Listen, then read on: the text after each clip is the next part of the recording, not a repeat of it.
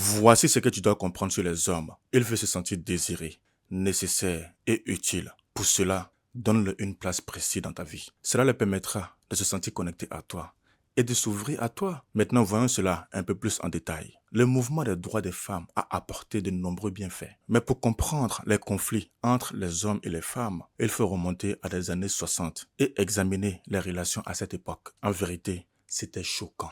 Moi-même qui suis né dans une famille polygame, j'ai vu un gros écart entre les hommes et les femmes. Et je sais aussi que lorsque les gens souffrent, ils ont tendance à aller à l'extrême opposé, causant parfois un dégât qu'avant. C'est ce qui s'est passé avec le mouvement pour les droits des femmes. À cause des souffrances infligées par les hommes, une haine envers eux s'est infiltrée dans le mouvement féministe. Bien que les féministes prônaient l'égalité des sexes, elles ont fini par attaquer les hommes. La partie d'ombre du mouvement pour les droits des femmes était l'éradication de la masculinité. Les répercussions se font encore sentir jusqu'aujourd'hui. Des phrases comme « les femmes peuvent tout faire aussi bien que les hommes » ou « les femmes n'ont pas besoin d'hommes » sont des phrases complètement fausses. Il y a des choses que les hommes peuvent faire et les femmes ne peuvent pas faire.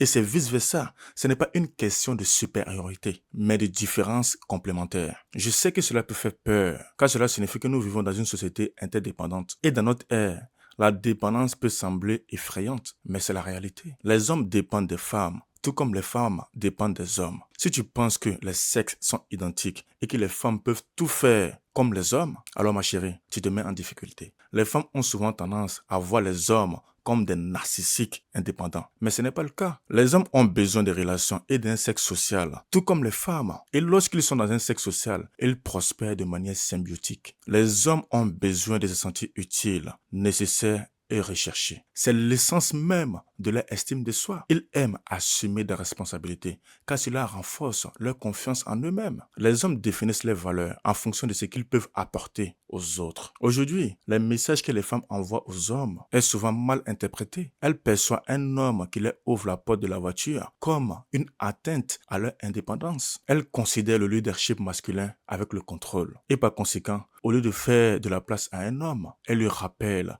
qu'elle n'a pas besoin de lui. Quand les femmes empêchent les hommes de prendre le leadership ou d'avoir une place dans leur vie, elles finissent par être repoussées par leur passivité. Et elles créent ce qu'elles détestent, c'est-à-dire un homme passif. Et ça, ce n'est pas attirant pour les femmes. Au final, elles se tirent une balle dans le pied. Lorsque tu mets un homme dans cette position, tu ne le respectes pas, car il devient comme un enfant dont il faut s'occuper à chaque fois. Dans ce genre de situation de perdant, les hommes deviennent rebelles. Ils cherchent une troisième option pour retrouver le pouvoir. Souvent, en levant la main et en disant « Très bien, fais-le toi-même ». Tu n'as jamais remarqué que lorsque ton homme fait le ménage et quand tu commences à critiquer sa manière de faire le ménage, il se rebelle, il ne fait plus rien. Moi, ça a été mon cas pendant longtemps. Et oui, je l'assume, je faisais plus rien parce que ma femme était constamment derrière mon dos en me disant c'est pas propre, je préfère le faire moi-même, comme si elle était ma mère. Pourtant, moi je ne suis pas en couple avec ma mère. Et en agissant comme ça, cela crée beaucoup de tensions dans le couple en général. J'imagine que ça a été ton cas pendant longtemps. Et ces genre d'attitude conduit à l'épuisement des femmes qui se sentent obligées de s'occuper de tout le monde. Pourtant, ce n'est pas comme ça les relations humaines devraient fonctionner. Aujourd'hui, beaucoup de femmes se posent la question: à quoi servent les hommes? Les femmes doivent comprendre que les hommes ne veulent pas être nécessaires ou appréciés pour une personne qu'ils ne sont pas. Tout comme les femmes d'ailleurs. Lorsque les femmes rencontrent de la résistance de la part de leurs partenaires en exprimant leurs besoins, c'est souvent parce qu'ils ne sont pas compatibles. Ils n'ont pas choisi le bon partenaire. Pour illustrer cette idée, je vais utiliser une métaphore en vous donnant mon point de vue. Chaque homme est différent, tout comme chaque femme. Bien que certaines caractéristiques de masculinité soient présentes chez la plupart des hommes, il faut savoir que c'est une expression unique du divin masculin. C'est pourquoi ils ressemblent tous à des modèles de voitures différents. Par exemple, une femme qui a une valeur famille ne serait pas heureuse avec une voiture de sport. Exiger que certains hommes ne soient valorisés que s'ils se comportent d'une certaine manière, c'est comme demander à une voiture de sport de devenir un caravane. Et lorsqu'il y a une incompatibilité, les femmes ont souvent tendance à critiquer constamment les partenaires, espérant que le mec se transforme. Mais cela ne fonctionnera jamais. Alors que doit faire une femme pour s'adapter à cette réalité des hommes qu'elle ne comprenait pas avant? La première chose à faire, c'est de laisser un homme être dans son énergie masculine. Encouragez-le. Si un homme est fort, issu de son énergie masculine, cela ne constitue pas en aucun cas une menace pour toi. Au contraire, Cela serait ton plus grand soutien dans la vie. Pour mieux comprendre la masculinité, je vais vous faire bientôt une vidéo là-dessus. Vous pouvez compter sur moi.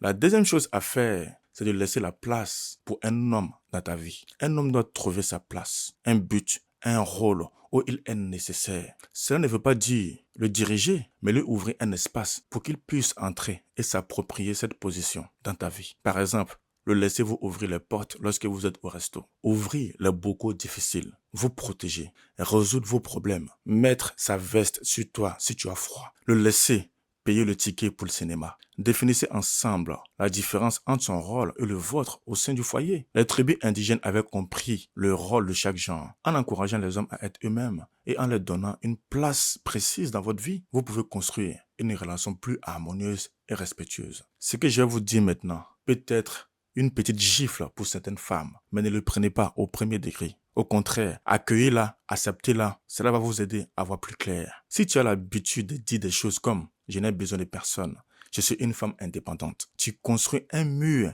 impénétrable autour de toi, car il n'y a aucun rôle à remplir pour un homme, ce qui n'est pas invitant. Les hommes s'en éloignent et ce qui reste se divise en deux catégories. La première catégorie qui sont intéressés par toi sont les hommes traumatisés par les mères. Ces hommes voient ton indépendance et sont attirés parce qu'ils veulent qu'on prenne soin d'eux. Cela t'amène à te retrouver avec un partenaire qui se comporte comme un enfant. Donc dans le foyer, tu as 2 enfants à t'en occuper. La deuxième catégorie, c'est les hommes qui aiment les défis. Ces hommes aussi sont traumatisés. Ils aiment l'idée de maîtriser une femme indépendante. Ils sont dangereux car ils tenteront de te contrôler mentalement, émotionnellement ou physiquement. Si tu rencontres ce genre de mec, je peux te confirmer que tu serais traumatisé à la fin de la relation. Crois-moi. Ensuite, il est crucial de comprendre 3 choses quand vous êtes en colère contre votre partenaire. La critique, le harcèlement et la manipulation ne t'aideront pas à bâtir un couple solide. Je t'invite à bannir ces choses qui détruisent le couple et de les remplacer par des retours positifs ou des critiques constructives afin que le mec s'améliore. De plus, les hommes sont souvent plus simples que les femmes en matière de communication. Les femmes ayant appris à manipuler par agression passive laissent les indices subtils au lieu d'exprimer directement leurs besoins. Mais les hommes ne comprennent pas cela. Alors les filles, soyez claires et directes dans vos demandes. Par exemple, si vous avez besoin d'attention, dites-le clairement. Si quelque chose vous enquiquine, exprimez-vous directement. Passez une bonne journée.